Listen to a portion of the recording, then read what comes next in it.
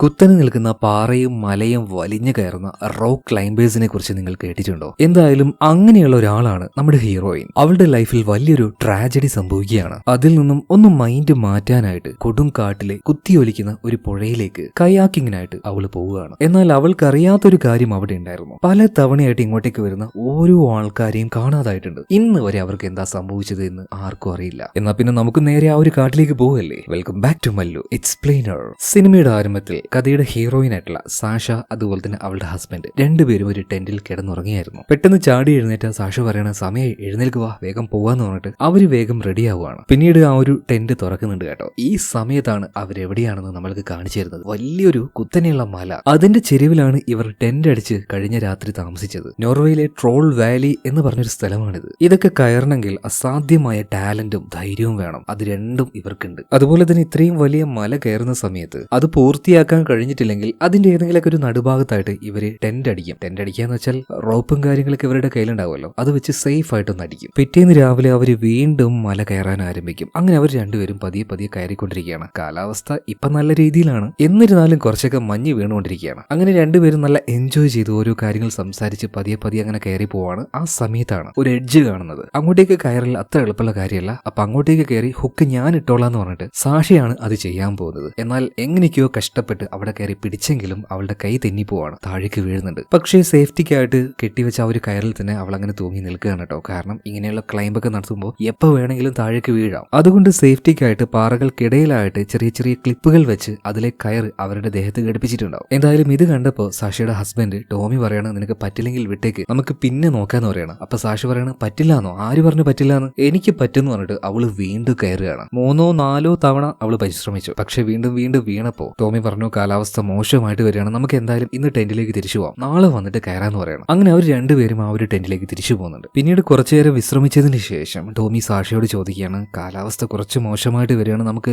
മറ്റൊരു ദിവസം വന്ന് കയറിയാൽ പോരെയെന്ന് ചോദിക്കാം. പിന്നീട് ചില സംശയങ്ങൾ തോന്നിയ സാഷ ചോദിക്കുകയാണ്, അല്ല നിങ്ങൾക്ക് ഈ കാലാവസ്ഥ മാറുന്നതൊന്നും ഒരു ഭയമില്ലാത്ത ആളാണല്ലോ, പിന്നെന്താ ഇപ്പൊ ഇങ്ങനെ സംസാരിക്കുന്നത്? ഈ സമയത്താണ് ടോമി അവന്റെ കയ്യിലെ കോമ്പസിനെ കുറിച്ച് പറയുന്നത്. അതായത് അതിന്റെ ആ ഒരു വർക്കിങ്ങും അവന്റെ ഭാഗ്യവും ഒരുപോലെയാണെന്ന് അവൻ കരുതുന്നത്. അതുപോലെ എനിക്ക് എന്തെങ്കിലും പറ്റിക്കഴിഞ്ഞാലേ നീ ഒന്നിനും പോയി എടുത്ത് ചാടരുത്, എല്ലാത്തിലും ഒരു ക്ഷമ കാണിക്കണം എന്ന് പറയണം. എന്നാൽ ഇത് കേട്ട് ദേഷ്യം വന്ന സാഷ എന്താക്കി, ആ ഒരു കോമ്പസ് മേടിച്ച് താഴേക്ക് ഇട്ട് പോടാ അവിടെ നിന്നിന്റെ ഓരോ അന്ധവിശ്വാസങ്ങൾ. കാലാവസ്ഥ കുറച്ച് മോശമാണെങ്കിൽ നമുക്ക് തൽക്കാലം ഇപ്പൊ താഴേക്ക് ഇറങ്ങാം, മറ്റൊരു ദിവസം വന്ന് കയറാന്ന് പറയണം. അങ്ങനെ അവർ ആ ഒരു ടെന്റ് എല്ലാം സേഫ് ആയിട്ട് കെട്ടി നല്ല രീതിയിൽ റോപ്പൊക്കെ വെച്ചുകൊണ്ട് പതിയെ പതിയെ താഴോട്ട് ഇറങ്ങിക്കൊണ്ടിരിക്കുകയാണ്. ഇതേ സമയത്താണ് മുകളിൽ നിന്നും അത്യാവശ്യം നല്ല രീതിയിൽ മഞ്ഞ് താഴോട്ട് വീഴുന്നത്. അതിനിടയിൽ ചെറിയ ചെറിയ കല്ലുകളും വീഴുന്നുണ്ടായിരുന്നു. പക്ഷെ അതൊന്നും കാര്യമാക്കാതെ രണ്ടുപേരും താഴേക്ക് ഇറങ്ങിക്കൊണ്ടിരിക്കുകയാണ്. ഇറങ്ങുന്ന സമയത്ത് ഓരോ ഗ്യാപ്പിലും ആ ഒരു ക്ലിപ്പുകൾ ഘടിപ്പിച്ച് വേണം താഴേക്ക് ഇറങ്ങാനായിട്ട്. അങ്ങനെ ഒരു സമയത്ത് വേഗം നമ്മുടെ സാഷയോട് അടുത്ത ക്ലിപ്പ് അത് അവിടെ കൊടുക്കാൻ വേണ്ടി പറഞ്ഞ സമയത്ത് സാഷ ഞാൻ നോക്കുന്നുണ്ട് പക്ഷെ പറ്റുന്നില്ല എന്ന് പറയണം. ഇതേ നേരം തന്നെ മുകളിൽ നിന്നും ശക്തിയായിട്ട് മഞ്ഞ് വീഴാണ്. അതിൽ വലിയൊരു കഷ്ണം വന്ന് ടോമിയുടെ തലക്കടിക്കുന്നുണ്ട്. അപ്പൊ തന്നെ അവന്റെ ബോധം പോവാണ്. ആ സമയത്ത് അവന്റെ കൈയുടെ പിടുത്തം വിട്ടു താഴേക്ക് വീഴുന്നുണ്ട്. അവന്റെ സേഫ്റ്റിക്കായിട്ട് അവന്റെ ദേഹത്തുണ്ടായിരുന്ന ആ ഒരു കയറ്, അതിന്റെ ഭാരം മുഴുവനും ഇപ്പൊ സാഷയുടെ കയ്യിലാണ്. ഭയന്നുപോയ സാഷ വേഗം തന്നെ ആ ഒരു ക്ലിപ്പ് ഘടിപ്പിക്കാൻ നോക്കുന്നുണ്ടെങ്കിലും അവളെ കൊണ്ട് പറ്റുന്നില്ല. അപ്പോഴേക്കും അവളുടെ കൈ കുഴഞ്ഞു പോയി ആ പിടുത്തം വിട്ടുപോവാണ്. അതോടുകൂടിയിട്ട് ടോമി താഴേക്ക് വീഴാണ്. അപ്പൊ തന്നെ അവൻ മരണപ്പെട്ടു പോകുന്നുണ്ട്. ഇത് കണ്ടു നിന്ന സാഷയ്ക്ക് നിലവിളിച്ച് കരയാൻ മാത്രമേ പറ്റിയുള്ളൂ. അങ്ങനെ ഈ സംഭവം കഴിഞ്ഞു. ഇപ്പൊ 5 മാസമായിട്ടുണ്ട്. ഒരു വല്ലാത്ത ട്രോമയിൽ നിന്നും പുറത്തു വരാനായിട്ട് സാഷ ഇപ്പൊ ശ്രമിച്ചുകൊണ്ടിരിക്കുകയാണ്. അതായത് അവളുടെ ഉള്ളിൽ വല്ലാത്തൊരു ഗിൽറ്റ് ഉണ്ട്. അവൾ കാരണമാണല്ലോ ടോമി മരിച്ചുപോയത്. കാരണം അവളുടെ ഒരു നിർബന്ധം കൊണ്ട് മാത്രമാണ് മല കയറാൻ വേണ്ടി അന്ന് അവർ രണ്ടുപേരും പോയത് തന്നെ. അതുപോലെ തന്നെ ടോമിയുടെ സ്വന്തം നാടായിട്ടുള്ള ഓസ്ട്രേലിയയിലേക്കാണ് ഇപ്പൊ സാഷ വന്നിരിക്കുന്നത്. അവൻ എപ്പോഴും കൊണ്ടു നടക്കുന്ന ആ ഒരു കോമ്പസ് ഉണ്ടല്ലോ, അതും അവളുടെ കയ്യിലുണ്ട്.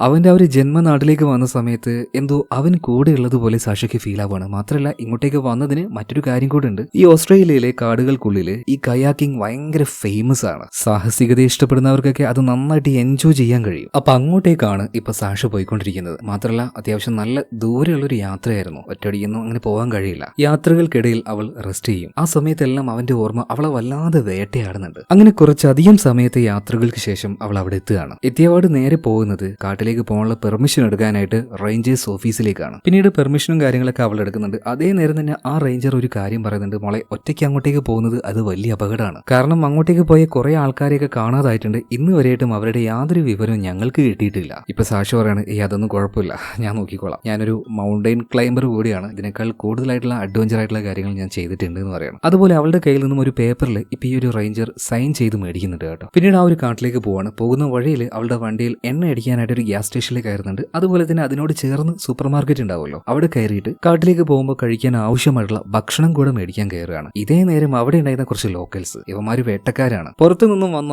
നമ്മുടെ സാക്ഷിയെ കണ്ട സമയത്ത് ചുമ്മാ ചൊറിയാൻ പോവാണ്. എന്നാൽ സാക്ഷി അതൊന്നും മൈൻഡ് ആക്കുന്നേ ഇല്ല കേട്ടോ. ഈ സമയത്താണ് കടയിലേക്ക് ഡെലിവറിയുമായിട്ട് ഒരു പയ്യൻ വരുന്നത്. അവന്റെ പേര് ബെന്ന് എന്നാണ്. അപ്പൊ ബെന്നിനെ കണ്ടപാടിന് ആ കടയിലെ സ്റ്റാഫ് പറയണ, എന്റെ ബെന്നെ നീ കുറച്ചധികം സ്റ്റോക്ക് കടയിൽ വെക്കുക കേട്ടോ, കാരണം എല്ലാവരും നിന്റെ ഈ ഒരു മീറ്റ് ചോദിച്ചാ വരുന്നത്, നല്ല ടേസ്റ്റാന്നാ എല്ലാവരും പറയുന്നത്. ഇതേ നേരം അവിടെ ഉണ്ടായിരുന്ന സാക്ഷയെ ഇറിറ്റേറ്റ് ചെയ്തുകൊണ്ടിരിക്കുന്ന ആ വേട്ടക്കാരെ കണ്ട സമയത്ത് ബെന്ന് പറയണേ, എന്താടാ നിനക്കൊക്കെ, പുറത്തുനിന്ന് ഒരാൾ വന്നാൽ ചൊറിച്ചിൽ കൂടുതലാണല്ലോ, ഒന്ന് വിട്ടിട്ട് പോടേന്ന് പറയണം. ഇതേ സമയത്ത് തന്നെ അവന്മാര് പറയണ, ശരി ശരി എന്ന് പറഞ്ഞിട്ട് ഒഴിവാക്കി പോവുകയാണ്. ഇപ്പൊ ബെന്ന് തന്നെ സാക്ഷിയോട് ക്ഷമ ചോദിക്കുകയാണ് കേട്ടോ, സോറി, നമ്മുടെ നാട്ടുകാർ ഇങ്ങനെയാണ്, അവരുടെ സ്വഭാവം അങ്ങനെയാണ്. അതൊന്നും കുഴപ്പമില്ല എന്ന് സാക്ഷി പറയണം. ഇതേ സമയത്ത് തന്നെ ബെൻ അവൻ കൊണ്ടുവന്ന ആ സാധനങ്ങളെല്ലാം അവിടെ വെച്ച് തിരിച്ചു പോവാണ്. ഇതേ നേരം തന്നെ സാഷ അവൾ മേടിച്ച സാധനങ്ങളുടെ കൂട്ടത്തിലേക്ക് ഇപ്പൊ ബെന്ന് കൊണ്ടുവന്ന ആ ഒരു മീറ്റിന്റെ പാക്കറ്റ് ഉണ്ടല്ലോ അത് കൂടെ ഇടുകയാണ്. കാരണം അവിടുത്തെ ആ ഒരു സെയിൽസ് സ്റ്റാഫ് തന്നെ പറഞ്ഞല്ലോ, ഇത് ഭയങ്കര സെല്ലാവുന്നുണ്ട്, എല്ലാവർക്കും ഭയങ്കര ഇഷ്ടമാണ്, അപ്പൊ ഒന്ന് ട്രൈ ചെയ്ത് നോക്കാൻ വേണ്ടിയിട്ടാണ് അവൾ ആ ഒരു മീറ്റിന്റെ പാക്കറ്റ് അവളുടെ ബാഗിലേക്ക് ഇട്ടത്. പിന്നീട് കാറിലേക്ക് വന്നിരുന്ന് അവൾ ആ ഒരു മാപ്പ് പരിശോധിക്കുകയാണ്. അതായത് GPS ഒന്നും ഇവിടെ വർക്ക് ചെയ്യുന്നില്ല. അപ്പൊ മാപ്പ് വെച്ച് തന്നെ ആ സ്ഥലം കണ്ടുപിടിച്ച് അങ്ങോട്ടേക്ക് പോകണം. എന്നാൽ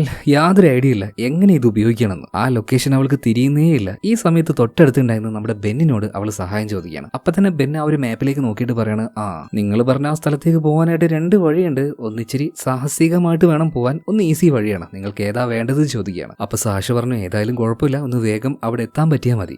എന്നാ പിന്നെ ഒരു കാര്യം ചെയ്യ്, ഈ വഴിയിലൂടെ അവിടെ എത്തുമ്പോൾ ഒന്ന് വലത്തോട്ട് പോയാൽ മതി, കാട്ടിന്റെ ഉള്ളിലേക്ക് കയറാൻ പറ്റും. അതിനുശേഷം അവിടുന്ന് നേരെ പോയി ഒന്ന് വലത്തോട്ട് പോയിട്ടുണ്ടെങ്കിൽ കുറച്ച് ദൂരം കൂടെ പോയാൽ നിങ്ങൾ തേടി വന്ന ആ പുഴയുടെ അടുത്തേക്ക് എത്തും. അവിടുത്തെ വെള്ളമൊക്കെ അത്യാവശ്യം നല്ല സ്പീഡിലാണ് ഒഴുകുന്നത്, അതുകൊണ്ട് ഒന്ന് സൂക്ഷിച്ചേക്കെന്ന് പറയണം. ഒരുപാട് പേര് അപകടത്തിൽ അവിടുന്ന് മരിച്ചിട്ടുണ്ടേ. പിന്നെ എന്തായാലും നിങ്ങൾ അങ്ങോട്ടേക്ക് പോവല്ലേ, അപ്പൊ ആ പുഴയുടെ ഒരു ഭാഗത്തായിട്ട് നല്ലൊരു അടിപൊളി സ്പോട്ട് ഉണ്ട്, പോയിട്ടുണ്ടെങ്കിൽ നിങ്ങൾക്ക് ക്യാമ്പ് ചെയ്യാനും അതുപോലെ തന്നെ അവിടുന്ന് ഫുഡ് ചെയ്ത് കഴിക്കാനൊക്കെ നല്ലൊരു വൈബായിരിക്കും. അപ്പൊ പറ്റുവാണെങ്കിൽ അങ്ങോട്ടേക്ക് ഒന്ന് പോയിട്ട് വന്ന് ബെന്ന് പറയണം. പിന്നീട് അവനോട് നന്ദി പറഞ്ഞുകൊണ്ട് സാഷ അവിടുന്ന് പോവാണ്. ബെൻ പറഞ്ഞതുപോലെ തന്നെ ആ ഒരു വഴിയിലൂടെ കറക്റ്റ് ആയിട്ട് അവള് പോകുന്നുണ്ട്. ഏകദേശം വൈകുന്നേരം ആയപ്പോ ഇനിയിപ്പോ യാത്ര വേണ്ട, തൽക്കാലം ഇവിടെ സ്റ്റേ ചെയ്യാന്ന് പറഞ്ഞിട്ട് വണ്ടിയിൽ തന്നെ അവൾ കിടക്കാൻ പ്ലാൻ ചെയ്യാം. എന്നാൽ രാത്രി ആയ സമയത്ത് ഇന്ന് രാവിലെ ആ ഒരു സൂപ്പർ മാർക്കറ്റിൽ നിന്ന് കണ്ട കുറെ പിള്ളേരുണ്ടല്ലോ, ഇവന്മാർ ഒരു മാനിനെ വേട്ടയാടിയിട്ട് അങ്ങോട്ടേക്ക് വരുന്നുണ്ട്. ഭയങ്കരമായ ഒച്ചയും ബഹളവും. വണ്ടിയിൽ നിന്നും പുറത്തേക്ക് ഇറങ്ങാതെ സാക്ഷ സേഫ് ആയിട്ട് തന്നെ വണ്ടിയുടെ ഉള്ളിൽ ഇരിക്കുന്നുണ്ട്. മാത്രമല്ല കയ്യിൽ ഒരു പെപ്പർ സ്പ്രേ ഉണ്ട്. എന്നാൽ ഇപ്പൊ വന്ന ഒരു പയ്യന്മാര് കുറച്ചു നേരം അവിടുന്ന് ഒച്ചയും ബഹളമൊക്കെ ഉണ്ടാക്കുകയാണ്, വണ്ടിയുടെ അടുത്തേക്ക് വരുന്നൊന്നുമില്ല. എന്നാൽ കുറച്ചു നേരം കഴിഞ്ഞിട്ട് ഇവർ വന്നിട്ട് അവർ വണ്ടി തുറക്കാൻ നോക്കുന്നുണ്ട്. തുറക്കാൻ പറ്റുന്നൊന്നുണ്ടായിരുന്നില്ല, ഉള്ളിൽ നിന്ന് ലോക്ക് ചെയ്തിട്ടുണ്ടായിരുന്നു. എന്തായാലും കൂടുതലായിട്ടൊന്നും അവരൊന്നും ചെയ്തില്ല കേട്ടോ. അവരവിടുന്ന് പോവാണ്. സമാധാനമായിട്ട് തന്നെ സാഷ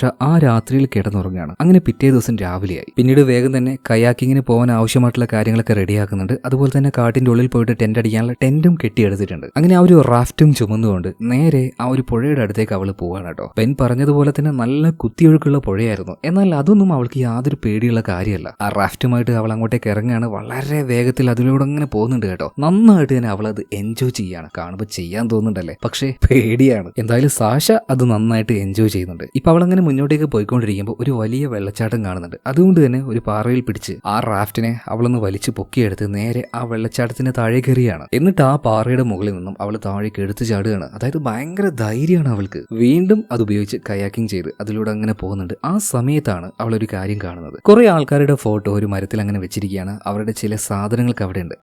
അതായത് ഇവരുടെ ഫോട്ടോ നേരത്തെ എവിടെയോ വെച്ച് അവൾ കണ്ടിട്ടുണ്ട്. അതായത് ആ റേഞ്ചർ സ്റ്റേഷനിൽ പെർമിഷൻ എടുക്കാൻ പോയ സമയത്ത് അവിടുത്തെ ചുമരിൽ കുറെ മിസ്സിംഗ് ആയിട്ടുള്ള ആൾക്കാരുടെ ഫോട്ടോ ഉണ്ടായിരുന്നു. അത് ഈ ഫോട്ടോ തന്നെയാണ് ഇവിടെയുള്ളത്. അവരുടെ വസ്തുക്കളാണ് ഇപ്പൊ ആ ഒരു മരത്തിലെല്ലാം ചുറ്റി വെച്ചിരിക്കുന്നത്. എന്തായാലും അതൊന്നും വലിയ കാര്യമാക്കാതെ അവൾ ആ ഒരു പുഴയിലൂടെ വീണ്ടും മുന്നോട്ടേക്ക് പോകണം. അതായത് ബെൻ പറഞ്ഞ ഒരു ബ്ലാക്ക് സ്റ്റോൺ എന്ന് പറഞ്ഞ സ്ഥലത്തേക്ക് എത്തുന്നുണ്ട്. എത്തി നോക്കുമ്പോൾ ഭയങ്കര അടിപൊളിയാണ്, ക്യാമ്പൊക്കെ അടിക്കാൻ പറ്റിയ സ്ഥലം. പിന്നീട് വേഗം തന്നെ ടെന്നും കാര്യങ്ങളൊക്കെ സെറ്റ് ചെയ്യാണ്. മാത്രമല്ല അവളുടെ ബാഗ് ഒരു മരത്തിന്റെ കമ്പിൽ തൂക്കിയിടുകയാണ്. കാരണം എന്താണെന്നറിയോ, രാത്രിയിൽ ഏതെങ്കിലും ജീവികൾ വന്നിട്ടുണ്ടെങ്കിൽ അവന്മാരത് കടിച്ചെടുത്ത് കൊണ്ടുപോകും. അപ്പൊ അവന്മാർ കൊണ്ടുപോകാതിരിക്കാൻ വേണ്ടിയിട്ടാണ് മരത്തിന്റെ മുകളിൽ ഇതുപോലെ ബാഗ് തൂക്കിയിടുന്നത്. പിന്നീട് നന്നായിട്ട് വിശന്നപ്പോ ഇന്നലെ മേടിച്ച ആ ഒരു ബീഫിന്റെ ആ ഒരു മീറ്റ് ഉണ്ടല്ലോ, ബെൻ കൊണ്ടുവന്ന് സൂപ്പർ മാർക്കറ്റിൽ കൊടുത്തത് അത് തന്നെ. അത് അവൾ എടുത്ത് കഴിക്കാൻ കേട്ടോ. കഴിച്ചപ്പോ എമ്മ ടേസ്റ്റ് ആണ് പറയുന്നത്. സത്യം പറഞ്ഞാൽ അതിന് ബീഫിന്റെ ടേസ്റ്റേ ആയിരുന്നില്ല. അവൾ എന്തായാലും അത് നന്നായിട്ട് ആസ്വദിച്ച് കഴിക്കുകയാണ്. പിന്നീട് അന്ന് രാത്രി ടെന്റിൽ പോയിട്ട് നല്ല സുഖത്തിൽ കിടന്നുറങ്ങുന്നുണ്ട്. പിറ്റേ ദിവസം രാവിലെയായിട്ട് എഴുന്നേറ്റ് നോക്കിയപ്പോ ഇന്നലെ മരത്തിൽ തൂക്കിയിട്ട് ആ ഒരു ബാഗ് അത് കാണാനില്ല. അവളാകെ ടെൻഷൻ ആവുകയാണ്. അതായത് ഇവിടുന്ന് പോകാനുള്ള ആ ഒരു മാപ്പ്, ബാക്കിയുള്ള എക്യുപ്മെന്റ്സ് ഇതെല്ലാം ഉള്ളത് ആ ബാഗിലാണ്. എന്ത് ചെയ്യണം ഒരു പിടുത്തവുമില്ല. ആകെ ഒരുമാതിരി ഭ്രാന്ത് പിടിച്ച് അവൾ അങ്ങനെ നിൽക്കുകയാണ്. പിന്നീട് ടെന്റിലേക്ക് വന്ന് നോക്കിയപ്പോ അതിനുള്ളിൽ വലിയൊരു പാമ്പും. അവളാകെ പേടിച്ചു പോയി. വേഗം തന്നെ അതിന്റെ ഉള്ളിൽ നിന്നും ചാടി പുറത്തേക്ക് ഇറങ്ങുന്നുണ്ട്. എന്തായാലും ബാഗ് തപ്പി കണ്ടുപിടിക്കണമല്ലോ. അതുകൊണ്ട് തന്നെ ആ ഒരു റാഫ്റ്റ് എടുത്ത് ആ ഒരു സ്ഥലത്ത് പതിയെ അവൾ അങ്ങനെ തപ്പി നടക്കുകയാണ്. എന്നാൽ ഇന്നലെ ബെൻ പറഞ്ഞതുപോലെ തന്നെ ഈ ഒരു സ്ഥലം ഉണ്ടല്ലോ, അതിന്റെ ആ ഒരു ഭംഗി ഇപ്പോഴാണ് അവൾക്ക് കാണാൻ പറ്റിയത്. അതായത് ഇന്നലെ ബെൻ പറഞ്ഞതുപോലെ തന്നെ സ്വർഗ്ഗതുല്യമായിട്ടുള്ള അത്രയും അടിപൊളിയായിട്ടുള്ള ഒരു സ്ഥലം. പക്ഷേ അതൊന്നും മര്യാദക്ക് അവൾക്ക് ആസ്വദിക്കാൻ കഴിയുന്നില്ല. അവളുടെ ബാഗ് ഇപ്പോ മിസ്സിംഗ് ആണല്ലോ. അങ്ങനെ പതിയെ അതിലൂടെ കയാക്കിംഗ് ചെയ്തുകൊണ്ടിരിക്കുമ്പോൾ കാടിന്റെ ഒരു ഭാഗത്തായിട്ട് ആരോ ടെന്റ് അടിച്ചിരിക്കുന്നത് പോലെ ഒരു സ്ഥലം കാണുന്നുണ്ട്. ഒരു കുടില് പോലത്തെ ഒരു സെറ്റപ്പ്. അവൾ വേഗം തന്നെ ആ ഒരു റാഫ്റ്റ് സൈഡ് ആക്കിയിട്ട് നേരെ അങ്ങോട്ടേക്ക് പോയി നോക്കുകയാണ്. അത്യാവശ്യം നല്ല രീതിയിൽ തന്നെ കെട്ടിയുണ്ടാക്കിയ ഒരു മരത്തിന്റെ വീടായിരുന്നു അത്. എന്നാൽ അവിടെ ആരെയും കാണാനില്ല. പെട്ടെന്നാണ് അങ്ങോട്ടേക്ക് ഒരാൾ വരുന്നത്. അത് മറ്റാരുമല്ല, നമ്മുടെ ബെന്ന് തന്നെയായിരുന്നു. ഇപ്പൊ ബെന്ന് വേഗം അങ്ങോട്ടേക്ക് വന്നിട്ട്, ഹാ എന്നെ മനസ്സിലായോ? ഇന്നലെ പമ്പിൽ വെച്ച് കണ്ടത് ഞാനല്ലേ നിങ്ങൾക്ക് വഴി പറഞ്ഞത്? അപ്പൊ തന്നെ സാഷ പറയുന്നുണ്ട്, മനസ്സിലായി. ആ എന്തായാലും ഇങ്ങോട്ടേക്ക് വന്നതല്ലേ, എനിക്ക് ഞാൻ കുടിക്കാൻ എന്തെങ്കിലുമൊക്കെ ഉണ്ടാക്കാന്ന് പറയണം. ഈ സമയത്ത് സാഷ പറയണം, ചെറിയൊരു പ്രശ്നമുണ്ട്, എന്റെ ബാഗ് കാണാനില്ല എന്ന് പറയണം. ആരോ അത് എടുത്തുകൊണ്ടുപോയി. അപ്പൊ ഒരു തമാശ രൂപയാണ് ഇപ്പൊ ബെന്ന് പറയണ, ആ മിക്കവാറും ഏതെങ്കിലും കാട്ടുപുലി വന്ന് കൊണ്ടുപോയതായിരിക്കും. ഇത് കേട്ട് അവളുടെ മുഖം ഒന്ന് മാറിയപ്പോ ബെന്ന് പറയണ, ഹേ ചുമ്മാ തമാശ പറഞ്ഞതാ, നമുക്ക് എന്തായാലും ആ ഒരു ബാഗ് കണ്ടുപിടിക്കാം. മാത്രമല്ല ഭക്ഷണത്തിന്റെ നല്ലൊരു സ്റ്റോക്ക് എന്റെ കയ്യിലുണ്ട്, ഞാൻ എന്തായാലും നല്ലൊരു വിഹിതം നിങ്ങൾക്ക് തരാന്ന് പറയണം. ആ സമയത്താണ് സാഷ ഒരു കാര്യം ചോദിക്കുന്നത്, അല്ല നിങ്ങൾ ഇന്നലെ സൂപ്പർ മാർക്കറ്റിൽ കൊണ്ടുപോയി കൊടുത്ത ഒരു ബീഫിന്റെ മീറ്റ് ഉണ്ടല്ലോ, സംഭവം നല്ല ടേസ്റ്റ് ഉണ്ടായിരുന്നു, ഞാനത് നന്നായിട്ട് ആസ്വദിച്ച് കഴിച്ചു, എങ്ങനെ ശരിക്കും ഇത് ഉണ്ടാക്കുന്നത്? ആ സമയത്ത് ബെന്നി പറയണ, അതൊരു സീക്രട്ട് ആണ്, അത് ഒറ്റയടിക്കൊന്നും അങ്ങനെ ഉണ്ടാക്കാൻ കഴിയില്ല, ആദ്യം മീറ്റ് ഒന്ന് ഡ്രൈ ചെയ്യണം, പിന്നീട് പല പ്രൊസീജിയേഴ്സും ഉണ്ട്, എന്റെ അമ്മയാണ് എനിക്കിതെല്ലാം പഠിപ്പിച്ചു തന്നത്, പിന്നെ നമ്മുടേതായ ഒരു ട്രേഡ് സീക്രട്ട് അങ്ങനെ പുറത്ത് പറയാൻ പാടില്ലല്ലോ. ഇത് കേട്ടപ്പോൾ സാഷി ഒന്ന് ചിരിക്കുകയാണ്. അതുപോലെ തന്നെ അവൾക്ക് കുടിക്കാൻ നല്ല ചൂടുവെള്ളം ഉണ്ടാക്കി കൊടുക്കുന്നുണ്ട് ബെന്ന്. വെള്ളം കുടിച്ചു കഴിഞ്ഞതിന് ശേഷം ബെന്നിനോട് സാഷി ഒരു കാര്യം ചോദിക്കുകയാണ്, നീ ഓസ്ട്രേലിയക്കാരനാണോ? ഇവിടെ തന്നെയാണോ നിന്റെ നാട്? ഇപ്പൊ ബെന്നി പറയുന്നത്, ഏയ് അല്ല, ഞാനൊരു ബ്രിട്ടീഷുകാരനാണ്, എന്റെ അമ്മ ചെറുപ്പത്തിൽ എന്നെയും കൂട്ടി ഇങ്ങോട്ടേക്ക് വന്നതാ, പിന്നെ ഇവിടെ തന്നെ അങ്ങ് ആയി. അല്ല നിന്റെ കാര്യം പറഞ്ഞില്ല, എന്താണ് ശരിക്കും നിന്റെ പ്രൊഫഷൻ, എങ്ങനെയാണ് ഇവിടെ എത്തിയത്? കയാക്കിങ്ങിനായിട്ട് ഇതിനു മുന്നേ ഇങ്ങോട്ടേക്ക് വന്നിട്ടുണ്ടോ? ഇപ്പൊ സാഷ പറയണ, ഇങ്ങോട്ടേക്ക് ആദ്യമായിട്ടാണ്, പക്ഷേ കയാക്കിംഗ് അല്ല, എന്റെ പ്രധാന ഹോബി എന്ന് വെച്ചാൽ റോക്ക് ക്ലൈംബിംഗ് ആണ്. അത് കേട്ടപ്പോ തന്നെ ബെൻ ആകെ ഞെട്ടിപ്പോണ്, റോക്ക് ക്ലൈംബറോ? ഓ അസാധ്യമായ ധൈര്യം ഉണ്ടാവില്ലപ്പോ. നിങ്ങളോട് സംസാരിക്കുമ്പോൾ തന്നെ അത് മനസ്സിലാവുന്നുണ്ട് കേട്ടോ. പിന്നീട് അവൾക്ക് കഴിക്കാനായിട്ട് ഭക്ഷണവും കൊടുക്കുന്നുണ്ട്. ആ സമയത്ത് ബെൻ ഒരു കാര്യം പറയുന്നുണ്ട്, സത്യം പറ, നിങ്ങൾ നിങ്ങളുടെ ബോയ് ഫ്രണ്ടിനോട് വഴക്കിട്ട് ഒന്ന് മൈൻഡ് ചേഞ്ച് ആക്കാൻ വേണ്ടിയിട്ടല്ല ഇങ്ങോട്ടേക്ക് വന്നത്?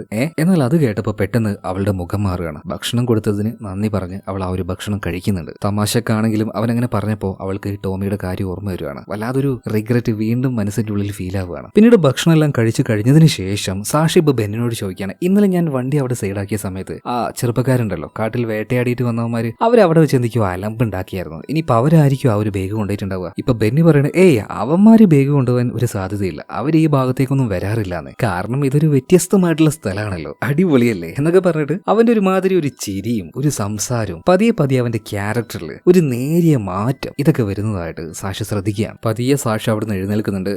ഞാൻ പോട്ടെ എന്ന് ചോദിക്കുകയാണ്. അപ്പൊ തന്നെ ബെൻ ചോദിക്കുകയാണ്, അല്ല എങ്ങോട്ടാ പോകുന്നത്? ഇത്രയും പെട്ടെന്ന് എന്തിനാ പോകുന്നത്? കുറച്ചേരം ഇവിടെ ഇരുന്നൂടെ? പോണ്ട, ഇവിടെ ഇരിക്കുന്നു പറഞ്ഞിട്ട് അവൻ കൈകൊണ്ട് കാണിച്ച സമയത്ത് അവന്റെ കയ്യിൽ ഒരു മുടിക്കുടുക്ക് കാണുകയാണ്. അത് കണ്ടപ്പോ തന്നെ സാഷയ്ക്ക് അപകടം മനസ്സിലായി. കാരണം അത് അവളുടേതായിരുന്നു. അത് അവന്റെ കയ്യിൽ വരണമെങ്കിൽ ഇന്നലെ ആ ഒരു ബാഗ് എടുത്തിട്ടുണ്ടാവുക ഇവൻ തന്നെ. ബെന്നാണ് ബാഗ് എടുത്തതെന്ന് സാക്ഷിക്ക് മനസ്സിലായി എന്നുള്ള കാര്യം ഇപ്പൊ ബെന്നിന് മനസ്സിലായി.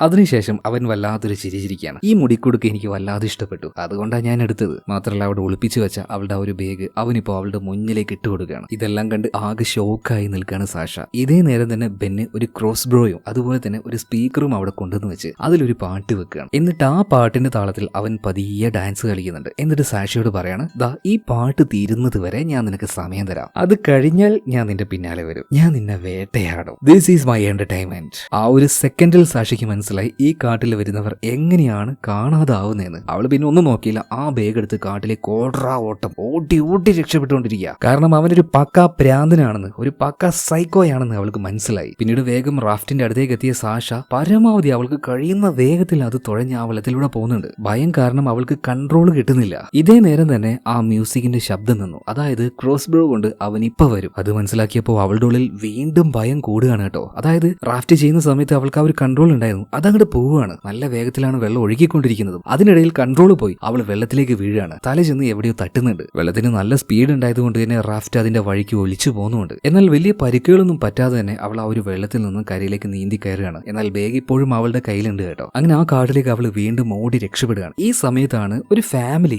സംസാരിക്കുന്ന ശബ്ദം കേൾക്കുന്നത് കേട്ടോ. അപ്പൊ ആ ഒരു ശബ്ദം കേട്ട ഭാഗത്തേക്ക് അവൾ ഓടിച്ചെന്ന് നോക്കിയപ്പോൾ അതൊരു മൊബൈൽ ഫോണിൽ ഒരു വീഡിയോ പ്ലേ ചെയ്ത് വെച്ചതായിരുന്നു. അപ്പൊ തന്നെ അവൾക്കൊരു കാര്യം മനസ്സിലായി, ഇതൊരു ട്രാപ്പാണ്. വൂന്നെ എന്തോ ഒരു ശബ്ദം കേട്ടപ്പോൾ പെട്ടെന്ന് തന്നെ അവൾ തല ഉനിക്കുകയാണ്. അവളുടെ തലയുടെ മുന്നിലൂടെ മിന്നായം പോലെ ഒരു അമ്പ് വന്നിട്ട് തൊട്ടപ്പുറത്തുണ്ടായിരുന്ന മരത്തിൽ അപ്പൊ തുളച്ച് കയറുന്നുണ്ട് കേട്ടോ. അവൻ അവളുടെ പിന്നാലെ തന്നെ ഉണ്ട് എന്നുള്ള കാര്യം സാക്ഷിക്ക് അപ്പൊ മനസ്സിലായി. അവൾ നോക്കിയില്ല, വീണ്ടും കാട്ടിലേക്ക് ഓടുകയാണ്. പിന്നാലെ തന്നെ ബെന്നും വരുന്നുണ്ട്. ഇപ്പൊ അവൾക്ക് നേരെ വിട്ട ഒരു അമ്പ് അവളുടെ തൊടയുടെ സൈഡിലൂടെ ഒരഞ്ഞുകൊണ്ട് പോവാണ് കേട്ടോ. ചെറിയൊരു മുറിവുണ്ടായി, എന്നാൽ അതൊന്നും മൈൻഡ് ആക്കാതെ തിരിഞ്ഞു നോക്കാതെ അവൾ ഓടുകയാണ്. ഇതിനിടയിൽ ഒരു അമ്പ് വന്നിട്ട് അവളുടെ ബേഗിൽ തറക്കുകയാണ്. ഒരു പാറയുടെ സൈഡിലായിരുന്നു ആ ഒരു സമയത്ത് ഓടി അവൾ എത്തിയിട്ടുണ്ടായിരുന്നത്. ആ സമയത്ത് കാല് തന്നെ അവൾ താഴേക്ക് വീഴാണ്. താഴെ വെള്ളമായിരുന്നു, നല്ല ഒഴുക്കുണ്ടായിരുന്നു. നീന്തി ഒരു കൺട്രോളിൽ പോകാനൊന്നും അവൾക്ക് കഴിയുന്നില്ല. ആ വെള്ളം അതിന്റെ ദിശയിലേക്ക് അവൾ അങ്ങനെ കൊണ്ടുപോകണം. അങ്ങനെ അവസാനം അവളിപ്പോ വന്ന് പെട്ടത് രണ്ട് വലിയ പാറ, അതിന്റെ ഇടയിൽ ഒരു വലിയ വെള്ളക്കെട്ടുണ്ടായിരുന്നു. അവിടെയാണ് അവൾ വന്ന് വീണിട്ടുള്ളത്. അതുപോലെ തന്നെ അവൾ ഒരു വിധത്തിൽ എഴുന്നേറ്റ് നോക്കുമ്പോൾ തൊടയിൽ വലിയ മുറിയൊന്നുമില്ല, എന്നാലും അത്യാവശ്യം നല്ല നീളത്തിലുള്ള ഒരു മുറിവായിട്ടുണ്ട്. മൊബൈൽ ഫോൺ എടുത്ത് നോക്കിയ സമയത്താണെങ്കിലും അതിന്റെ ഡിസ്പ്ലേ എല്ലാം ആകെ പൊട്ടിയിരിക്കുകയാണ്. പിന്നീട് അവൾ ബാഗിലുണ്ടായിരുന്ന നല്ല വെള്ളം അതെടുത്ത് കുടിക്കുകയാണ്. അതുപോലെ തന്നെ ചോക്ലേറ്റിന്റെ ചെറിയ കഷ്ണങ്ങൾ ഉണ്ടായിരുന്നു, അതും കഴിക്കുകയാണ്. എന്തായാലും നന്നായിട്ട് ഓടേണ്ടി വരും അവൾക്കറിയാം. ഓടണമെങ്കിൽ എനർജി വേണം. അപ്പൊ അതിന് വേണ്ടിയിട്ടാണ് അവൾ ആ ഒരു ചോക്ലേറ്റ് കഴിച്ചത്. മാത്രമല്ല ബാഗിലുണ്ടായിരുന്ന ആ ഒരു പെപ്പർ സ്പ്രേ അതെടുത്ത് പെട്ടെന്ന് എടുക്കാൻ പാകത്തിൽ ഒരു സ്ഥലത്ത് അവൾ വെക്കുകയാണ്. എന്നിട്ട് പരമാവധി വേഗത്തിൽ ആ സൈക്കോ ഉണ്ടല്ലോ അവന്റെ അടുത്ത് നിന്നും രക്ഷപ്പെടാനായിട്ട് കാടിന്റെ പല ഭാഗത്തൂടെ അവളിങ്ങനെ ഓടിക്കൊണ്ടിരിക്കുകയാണ്. അങ്ങനെ പോകുന്ന സമയത്ത്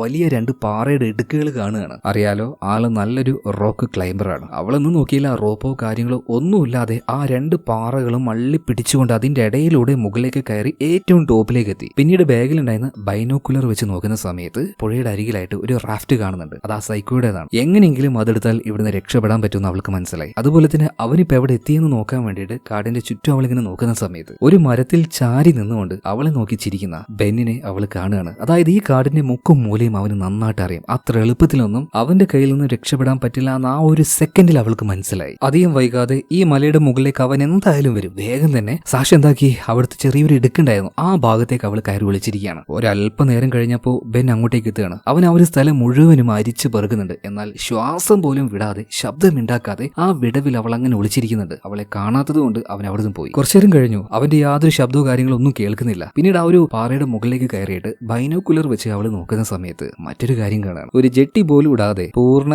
നഗ്നനായിട്ട് ആ വെള്ളത്തിലേക്ക് ചാടി അവൻ അങ്ങനെ കുളിച്ചുകൊണ്ടിരിക്കുകയാണ്. അതിന്റെ തൊട്ടപ്പുറത്തായിട്ടാണ് അവൻ കൊണ്ടുവന്ന ആ റാഫ്റ്റ് ഉള്ളത്. അപ്പൊ തന്നെ സാഷ ഒരു കാര്യം പ്ലാൻ ചെയ്യുന്നുണ്ട്. എങ്ങനെയെങ്കിലും അങ്ങോട്ടേക്ക് പോയിട്ട് അവന്റെ ആ ഒരു റാഫ്റ്റ് എടുത്ത് അത് വെച്ച് രക്ഷപ്പെടണമെന്ന്. അങ്ങനെ കാടിന്റെ മറ്റൊരു ഭാഗത്തൂടെ കുറച്ചൊക്കെ ചുറ്റി വളഞ്ഞുകൊണ്ട് അവളിപ്പോ നേരെ ആ ഒരു റാഫ്റ്റിന്റെ അടുത്തേക്ക് എത്തി. അത് വെള്ളത്തിലാണല്ലോ. അപ്പൊ പതിയെ വെള്ളത്തിലേക്ക് ഇറങ്ങി ശബ്ദമുണ്ടാക്കാതെ പതിയെ ആ ഒരു റാഫ്റ്റിന്റെ അടുത്തേക്ക് എത്തി. അത് എടുക്കാൻ നോക്കുമ്പോൾ ഒരു കയറ് വെച്ച് ഒരു മരത്തടിയിൽ അത് കെട്ടി വെച്ചിട്ടുണ്ടായിരുന്നു. അവളിപ്പോ എന്താക്കി, പതിയെ ആ കെട്ടഴിക്കാൻ വേണ്ടി മരത്തടിയുടെ അടുത്തേക്ക് എത്തി. അത് അഴിച്ചുകൊണ്ടിരിക്കുമ്പോൾ പെട്ടെന്ന് കാലിൽ ഒരു ട്രാപ്പ് അടിക്കുകയാണ്. കാട്ടുപന്നി, മാന് ഇതിനൊക്കെ പിടിക്കാൻ വെക്കുന്ന ഒരു ട്രാപ്പായിരുന്നു. അതിൽ അവളുടെ ആ ഒരു കാല് കുടുങ്ങിപ്പോയി. അതായത് അവളെ പിടിക്കാൻ വേണ്ടി ബെൻ സെറ്റ് ചെയ്ത് വെച്ച ഒരു കെണി മാത്രമായിരുന്നു അത്. റാഫ്റ്റ് കണ്ടാൽ അതെടുക്കാനായിട്ട് അവൾ എന്തായാലും വരുമെന്ന് അവന് ഉറപ്പായിരുന്നു.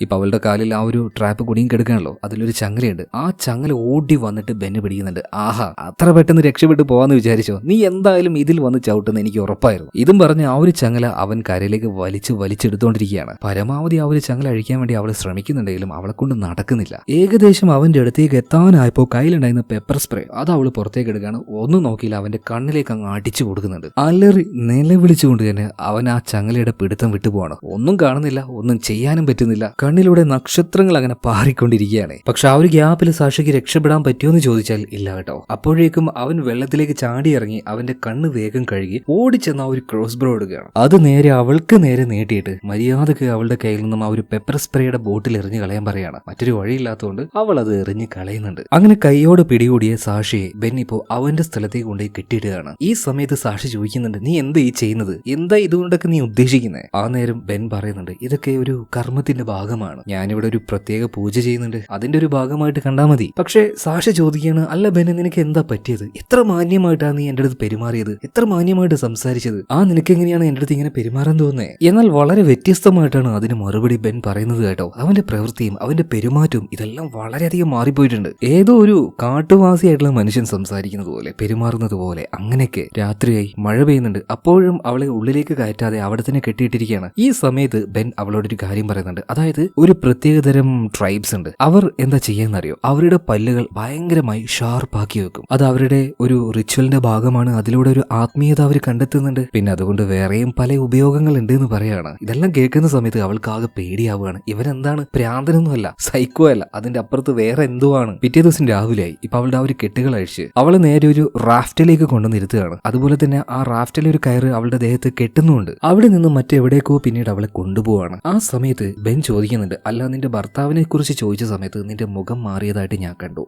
എന്താ പറ്റിയത്? നിങ്ങൾക്കിടയിൽ എന്തെങ്കിലും പ്രശ്നമുണ്ടോ എന്ന് ചോദിക്കുകയാണ്. എന്നാൽ സാഷ പറയണം, അദ്ദേഹം മരിച്ചുപോയി, അതൊരു അപകടമായിരുന്നു എന്ന്. എന്നാൽ ബെന്നി പറയണേ, അപകടമൊന്നും ആയിരിക്കില്ല, കാരണം നിങ്ങളെ രണ്ടുപേരെ കുറിച്ചും ഞാൻ ആ ഒരു പുസ്തകത്തിൽ വായിച്ചു. എനിക്കറിയാം നിന്റെ ഹസ്ബൻഡ് ടോമി നല്ലൊരു അടിപൊളി ക്ലൈംബർ ആണെന്ന്, നിന്നെക്കാൾ നന്നായിട്ട് അത് ചെയ്യാറിയുന്ന ആള്. പക്ഷെ അയാൾ എങ്ങനെ അവിടുന്ന് വീണു? എനിക്കെന്തോ അതിൽ ചില സംശയങ്ങളുണ്ട്. നീ ആയിരിക്കുമല്ലേ നിന്റെ ഭർത്താവിനെ കൊന്നത്? ഇങ്ങനെ ഓരോ കാര്യങ്ങൾ പറഞ്ഞ് അവളെ ഭയങ്കരമായിട്ട് വെറുപ്പിച്ചുകൊണ്ടിരിക്കുകയാണ് ബെന്ന്. ഈ സമയത്താണ് ആ തോണിയുടെ അടിഭാഗത്തായിട്ട് ഒരു കമ്പി കഷ്ണം അവൾ കാണുന്നത്. പതിയെ അതെടുക്കാൻ വേണ്ടി അവൾ നോക്കുന്നുണ്ട്. എന്നാൽ അത് കണ്ട് ബെന്ന് പറയാണ്, ആഹാ നിനക്ക് അത്രക്ക് ധൈര്യമോ? എന്നാൽ ഒരു കാര്യം ചെയ്യ്, വെള്ളത്തിലേക്ക് അങ്ങ് എടുത്ത് ചാടിക്കാന്ന് പറഞ്ഞിട്ട് അവളെ വെള്ളത്തിലേക്ക് തള്ളിയിടുകയാണ്. പിന്നീട് വളരെ വേഗത്തിൽ അവൻ ആ റാഫ്റ്റ് തുഴഞ്ഞു പോവാണ്. അതിൽ കിട്ടിയ ആ ഒരു കയറ്, ആ കയറിന്റെ മറുഭാഗത്ത് സാക്ഷയുണ്ട്. അവൾ ആ ഒരു വെള്ളത്തിലൂടെ വലിഞ്ഞു വരുന്നുണ്ട്. അവൾക്കൊന്നും ചെയ്യാൻ കഴിയുന്നില്ല. ഒരു ഘട്ടത്തിൽ അവൾക്ക് ശ്വാസം എടുക്കാൻ വരെ പറ്റാതെ അത്രയും അവള് ബുദ്ധിമുട്ടി കേട്ടോ. എന്തായാലും ഇപ്പൊ അവളെയും കൂട്ടി ഈ ബെൻ ഒരു സ്ഥലത്തേക്ക് വന്നിട്ടുണ്ട്. ഇപ്പോഴും അവളുടെ കയ്യിൽ ആ ഒരു കെട്ട് അവൻ അഴിച്ചു കൊടുത്തിട്ടില്ല. അത് അവന്റെ കൈയുമായിട്ട് അവൻ കെട്ടിയിട്ടുണ്ട്. പിന്നീട് കാടിന്റെ ഒരു ഭാഗത്തേക്ക് എത്തി.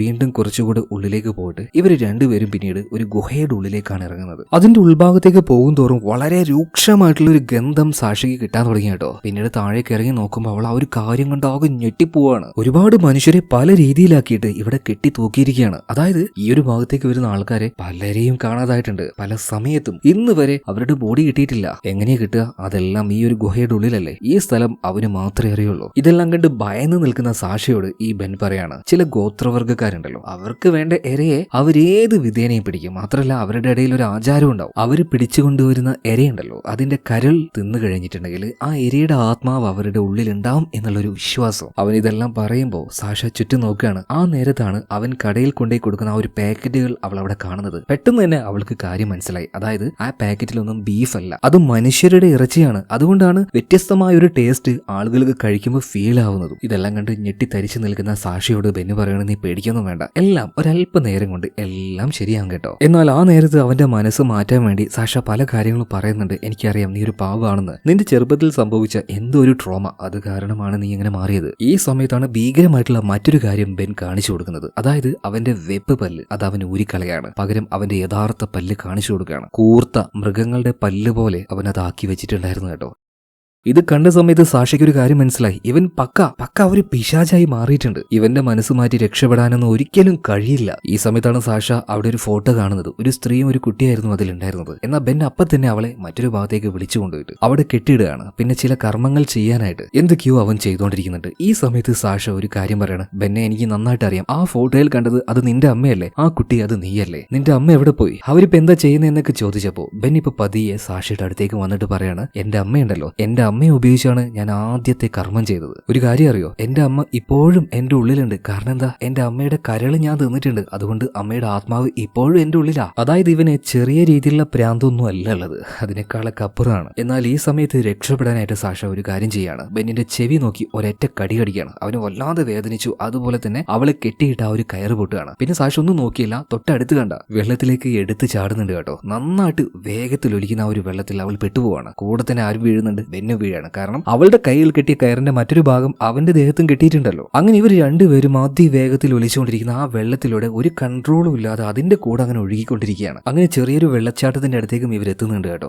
രണ്ടുപേരും അതിലേക്ക് വീഴുന്നുണ്ട്. അപ്പൊ ആ വീഴ്ചയിൽ വെള്ളത്തിനടിയിലുണ്ടായിരുന്ന ഒരു മരത്തിൽ പോയിട്ട് ബെൻ കുടുങ്ങി നിൽക്കുകയാണ്. എന്നാൽ എങ്ങനെയൊക്കെയോ സാഷ രക്ഷപ്പെട്ട് പുറത്തേക്ക് വരാൻ നോക്കുന്നുണ്ടെങ്കിൽ ആ കയറ് വലിച്ചിട്ട് കിട്ടുന്നില്ല. കാരണം ബെൻ അടിയിലാണ്. ഒരു വിധത്തിൽ കയറ് വലിച്ചപ്പോൾ അവൻ അതിൽ നിന്ന് രക്ഷപ്പെട്ടു മുകളിലേക്ക് വരികയാണ്. വെള്ളത്തിൽ നിന്ന് കയറി വരുന്ന അവനെ അപ്പം തന്നെ അടിക്കാൻ വേണ്ടി സാഷ ശ്രമിച്ചെങ്കിലും അവന്റെ ആരോഗ്യത്തിന് മുന്നിൽ അവൾക്ക് പിടിച്ചു നിൽക്കാൻ പറ്റിയില്ല കേട്ടോ. അവൾ അടിച്ചിടുകയാണ്. മാത്രമല്ല അവളുടെ കഴുത്ത് പിടിച്ച് ഞെരിച്ച് അവളെ ശ്വാസം മുട്ടിച്ച് കൊല്ലാൻ നോക്കുകയാണ്. അവളുടെ കണ്ണുകൾ വരെ പുറത്തേക്ക് തള്ളി വരാനായിട്ടുണ്ട്. അവൾ മരിക്കുമെന്ന് തോന്നിയതിന്റെ അല്പം മുന്നേ ആ പിടി അവൻ വിടുകയാണ്. അതായത് അവളെ ഇപ്പൊ കൊല്ലാൻ പറ്റില്ല, അവളെ വെച്ച് എന്തോ ചില കർമ്മങ്ങൾ അവന് ചെയ്തു തീർക്കാനുണ്ട്. എന്നാൽ ആ അവസരം സാഷ നന്നായിട്ട് ഉപയോഗിക്കുകയാണ്. ഭയന്ന് ഇവന്റെ അടുത്ത് നിന്ന് ഓടിയിട്ട് ഒരു കാര്യമില്ല. അവൾ അടുത്ത് കണ്ട ഒരു കല്ലെടുക്കാണ്, അവന്റെ തലക്കിട്ട് ഒരൊറ്റ അടി കൊടുക്കുകയാണ്. തെറിച്ചുപോയി അവൻ വീഴുന്നുണ്ട്. അടുത്ത സെക്കൻഡിൽ തന്നെ ആ കല്ല് ഉപയോഗിച്ച് അവന്റെ കാലിന്റെ അടിഭാഗത്ത് പല തവണയായിട്ട് ആ കല്ല് വെച്ച് അവൾ അടിച്ചുകൊണ്ടിരിക്കുകയാണ് കേട്ടോ. കാലാകെ പൊട്ടി മുറിഞ്ഞുപോയി. എന്നാൽ ആ വേദന സഹിക്കാൻ കഴിയാതെ ബെൻ കൈ മടക്കി അവക്കിട്ട് ഒരൊറ്റ ഇടി കൊടുക്കുകയാണ്. അവളുടെ മുഖത്തിനാണ് ഇടി കൊണ്ടത്. തെറിച്ചുപോയി അവൾ വീഴുന്നുണ്ട്. എന്നാൽ ബെന്നിന് ഇപ്പൊ പറ്റിയ പരിക്കുണ്ടല്ലോ, അത്രയൊന്നും അവൾക്ക് പറ്റിയിട്ടില്ല. ഇപ്പൊ രണ്ടുപേരും എഴുന്നേൽക്കാൻ കഴിയാതെ അവിടെ തന്നെ കിടക്കുകയാണ്. രണ്ടുപേരുടെ ദേഹത്തും കയറ് വെച്ച് കെട്ടിയിട്ടുണ്ട്. രണ്ടുപേർക്കും എഴുന്നേറ്റ് രക്ഷപ്പെടാൻ പോകാൻ പറ്റാത്ത ഒരവസ്ഥയിലും കൂടിയാണ്. ആ പുഴയുടെ അരികിലായിട്ട് രണ്ടുപേരും രണ്ട് ഭാഗത്തായിട്ട് തളർന്ന് അങ്ങനെ കിടന്നു പോയിട്ടുമുണ്ട്. രാത്രിയായ സമയത്ത് സുബോധമില്ലാതെ സാഷ എന്തൊക്കെയോ വിളിച്ചു പറയുന്നുണ്ട്. ഇതെല്ലാം ബെൻ ശ്രദ്ധിക്കുന്നുണ്ട് കേട്ടോ. എന്നാൽ അവൻ എഴുന്നേറ്റ് വന്ന് ഒന്നും ചെയ്യാനും പറ്റുന്നില്ല. അങ്ങനെ പിറ്റേ ദിവസം രാവിലെയായി. ഇപ്പൊ സാഷ എഴുന്നേൽക്കുകയാണ്. ഇപ്പൊ ബെന്നിനോട് ചോദിക്കുകയാണ്, ഇപ്പൊ ഇതിലൂടെ നടന്നു പോയാൽ എത്ര ദിവസം എടുക്കും ഈ കാടിന്റെ പുറത്തെത്താൻ? അപ്പൊ അവൻ പറയാണ് ഒരു 12 ദിവസമെങ്കിലും എടുക്കും. അപ്പോൾ അവിടെ ഉണ്ടായിരുന്ന വലിയൊരു മല കാണിച്ച്, ഈ മല കയറി കഴിഞ്ഞാൽ വേഗം എത്തുന്ന ബെന്ന് പറയണം. പക്ഷേ ഇങ്ങനെ ചെരിവുള്ള മലയിൽ കയറാൻ കഴിയില്ലല്ലോ. എന്നാൽ എനിക്ക് കയറാൻ പറ്റുമെന്ന് സാഷ പറയാണ്. ഞാനൊരു 2-3 ദിവസം കാത്തിരിക്കും. എന്തായാലും നിന്റെ കാലിൽ ആ ഒരു മുറിവ് കാരണം നീ എന്തായാലും മരണപ്പെടും. അതിനുശേഷം ഞാൻ രക്ഷപ്പെട്ടോളാന്ന് പറയാണ്. എന്നാൽ ഇത് കേട്ടപ്പോൾ ബെന്നിന് ചെറുതായിട്ട് മരണഭയം വരുന്നുണ്ട്. അവൻ ആ പേടിയിൽ പറയണം, പ്ലീസ് ദയവ് ചെയ്ത് എന്നെ ഇവിടെ മരിക്കാൻ വിടരുത്, എന്നെയും കൂടെ രക്ഷിക്കുക. ഞാൻ എന്തായാലും ക്ഷമ ചോദിക്കുകയാണ്. മുകളിൽ എത്തിക്കഴിഞ്ഞാൽ ഞാൻ നിന്റെ ഈ ഒരു കെട്ടുകൾ അഴിച്ചുതരാം, ഞാൻ നിന്നെ ഒന്നും ചെയ്യാനും പോകുന്നില്ല എന്ന് പറയാണ്. അതായത് ആ ഒരു കെട്ട് അവൾക്ക് തന്നെ അഴിച്ചാൽ പോരെന്ന് നിങ്ങൾക്ക് തോന്നും. പക്ഷെ അത് സാധാരണ ഒരു കയറല്ല, ഒരു ചെറിയ ഇരുമ്പിന്റെ ആ രീതിയിലുള്ള കയറാണ്. അത് അത്ര പെട്ടെന്നൊന്നും പൊട്ടിച്ച് കളയാൻ കഴിയില്ല. എന്തായാലും സാഷ ഇപ്പോൾ ഒരു കാര്യം തീരുമാനിക്കുകയാണ്, അവനും കൂടെ വരട്ടെ. രണ്ടുപേർക്കും കൂടെ ഒരുമിച്ച് ആ ഒരു മല കയറാം. സാധാരണ മലയല്ലല്ലോ, അപ്പൊ അതിൽ കയറാൻ വേണ്ടി നല്ല സ്കില്ലും കാര്യങ്ങളും വേണം. അപ്പോൾ ഓരോ വിടവിലും എങ്ങനെ ക്ലിപ്പുകൾ ഘടിപ്പിക്കാം എന്നുള്ള കാര്യങ്ങൾ ഇപ്പൊ ബെന്നിന് പറഞ്ഞു കൊടുക്കുകയാണ്. അവൻ അതെല്ലാം നന്നായിട്ട് നോക്കി മനസ്സിലാവാണ്. അതുപോലെ തന്നെ വേറൊരു കാര്യം കൂടെ ബെൻ പറയുന്നുണ്ട്, സാഷ എന്റെ കെട്ടഴിച്ചു വിട്ട് എന്നെക്കൊന്ന് ഒറ്റയ്ക്ക് രക്ഷപ്പെടാൻ നോക്കിയാൽ ഉറപ്പാണ് ഞാൻ നിന്നെയും കൊണ്ടേ പോവുള്ളൂ. അതുകൊണ്ട് അങ്ങനെയുള്ള ഒരു പരിപാടിയും ചെയ്യാൻ നിൽക്കേണ്ടെന്ന് പറയണം. എന്നാൽ സാഷ അതിനൊന്നും മറുപടി പറഞ്ഞില്ല കേട്ടോ. പിന്നീട് രണ്ടുപേരും കൂടെ ചെരിഞ്ഞ ആ ഒരു പാറയിലൂടെ കയറാൻ തുടങ്ങുകയാണ്. സകലമാന റിസ്ക് എടുക്കുന്നത് സാഷയാണ്. അതായത് ഇവന്റെ വെയിറ്റ് വരെ അവള് താങ്ങണം. വളരെ കഷ്ടപ്പെട്ട് പതിയെ ആ ഒരു പാറയുടെ ചെരുവിലൂടെ അവൾ അങ്ങനെ കയറിക്കൊണ്ടിരിക്കുകയാണ്. എന്നാൽ വലിയ റിസ്ക് ഒന്നും ഇല്ലാതെ അവളുടെ പിന്നാലെ ബെന്നും കയറുന്നുണ്ട്. എന്നാൽ സാഷ ചവിട്ടുന്നത് പോലെ പാറയിൽ നല്ല ബലത്തിൽ ചവിട്ടാനൊന്നും അവനെ കൊണ്ട് കഴിയുന്നില്ല. കാരണം സാഷ തന്നെ അവന്റെ കാല് അടിച്ച് ഒടിച്ചിട്ടുണ്ടല്ലോ. എന്നാൽ മുകളിലേക്ക് കയറുമ്പോഴൊക്കെ ഇവൻ എങ്ങനെയെങ്കിലും താഴേക്ക് തള്ളിയിടണം ആ ഒരു ലക്ഷ്യത്തിലാണ് സാഷ കയറുന്നത്. ഇപ്പൊ ആ ഒരു ക്ലിപ്പിൽ അവൾ പിടിച്ചപ്പോൾ പെട്ടെന്ന് തന്നെ ബെൻ ആ കയറ് പിടിച്ച് വലിക്കുകയാണ്.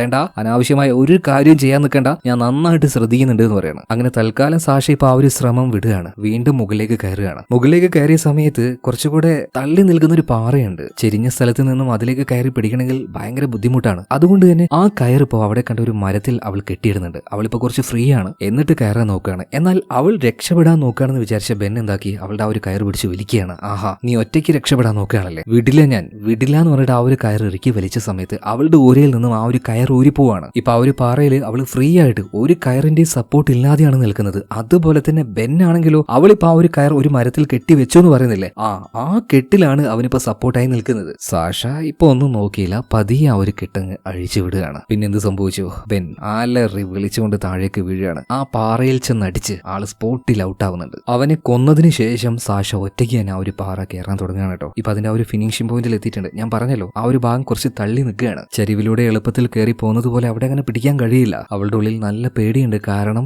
എങ്ങാനും പിടുത്തം വിട്ടു കഴിഞ്ഞാൽ നേരെ താഴേക്ക് വീഴും. സപ്പോർട്ടിനായിട്ട് ഒരു കയറോ ക്ലിപ്പോ ഒന്നും കയ്യിലില്ല. അപ്പൊ ആ ഒരു പേടിയിൽ നിൽക്കുന്ന സമയത്ത് ടോമി പറഞ്ഞ ആ ഒരു വാക്കുകൾ അവൾക്ക് ഓർമ്മ വരികയാണ്. അതായത് ഭയമില്ലാതെ പേടിയില്ലാതെ സാവധാനം സൂക്ഷിച്ച് നീ അത് ചെയ്യുന്നത്. അവൾ പെട്ടെന്നൊന്നും നോക്കിയില്ല, ഇട്ടത്തങ്ങടി ചാടുകയാണ്. ആദ്യത്തെ അറ്റംപ്റ്റ് അതിൽ തന്നെ അവൾക്ക് ആ ഒരു പിടുത്തം കിട്ടി. അങ്ങനെ ആ പാറയുടെ മുകളിലേക്ക് അവൾ വലിഞ്ഞു കയറി രക്ഷപ്പെട്ടു കേട്ടോ. ആ സമാധാനത്തിൽ അവൾ അതിന്റെ പുറത്ത് കുറച്ചു നേരം കിടക്കുന്നുണ്ട്. പിന്നീട് എവിടുന്നോ കിട്ടിയ കുറച്ച് വെള്ളം അവൾ കുടിക്കുകയാണ്. അതിനുശേഷം നേരെ നടക്കുകയാണ്. കുറച്ചു നേരം നടന്നപ്പോൾ അവൾ ഒരു റോഡ് കാണുന്നുണ്ട്. അതേസമയം തന്നെ ഒരു വണ്ടിയും വരുന്നുണ്ട്. ആ വണ്ടിക്ക് കൈ കാണിച്ച് അവൾ അതിൽ കയറുകയാണ്. പിന്നീട് നേരെ പോകുന്നത് ആ റേഞ്ചർ ഉണ്ടല്ലോ അയാളുടെ സ്റ്റേഷനിലേക്കാണ്. അവിടെ എത്തിയപാട് തന്നെ സാഷ എല്ലാ കാര്യങ്ങളും പറയുന്നുണ്ട്. അതായത് അവിടുത്തെ ചുമരിൽ ഒട്ടിച്ചു വെച്ചിട്ടുള്ള ഓരോ ആൾക്കാരുടെ ഫോട്ടോ ഉണ്ടല്ലോ അത് കാണിച്ച് ഇവരെല്ലാവരും എവിടെയാണെന്ന് എനിക്ക് നന്നായിട്ട് അറിയാന്ന് പറയാണ്. അങ്ങനെ സാഷ കൊടുത്ത ആ ഒരു മൊഴിയുടെ പേരിൽ പെട്ടെന്ന് തന്നെ ഒരു ടീം ഹെലികോപ്റ്ററുമായിട്ട് അങ്ങോട്ടേക്ക് ചെല്ലുന്നുണ്ട്. ആ ഒരു ഗുഹയിലേക്ക് ഇറങ്ങുന്നുണ്ട്. അങ്ങനെ അവിടെ വെച്ച് 20ഓളം ഡെഡ് ബോഡികൾ അവർക്ക് റിക്കവർ ചെയ്യാൻ പറ്റി. വർഷങ്ങളായിട്ട് ഈ ഒരു സ്ഥലത്തിന്റെ ദുരൂഹത, ആ മിസ്റ്ററി അവിടുത്തെ ആൾക്കാർ കണ്ടുപിടിച്ചു കഴിഞ്ഞു. ഈ കാട്ടിലേക്ക് അഡ്വഞ്ചറിനായിട്ട് വരുന്ന ആൾക്കാരെ തന്ത്രപൂർവ്വം കൊന്ന് ചില കർമ്മങ്ങൾ ചെയ്ത് അവരുടെ ഇറച്ചി തന്നെ വിറ്റ്